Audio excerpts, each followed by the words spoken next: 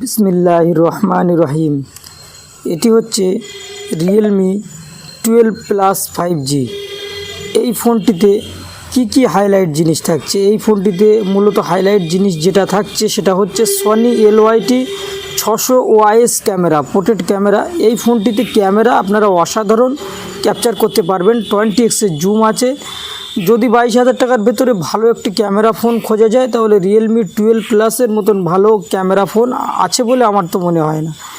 এবং এই ফোনটির প্রসেসর আছে মিডিয়াটেক ডাইমেনসিটি 7050। ফোনটিতে থাকছে ভ্যাপার কুলিং, 120 হার্টসের অ্যামোলেড ডিসপ্লে, 67 ওয়াটের সুপার ভুক চার্জার ও 5000 mAh ব্যাটারি।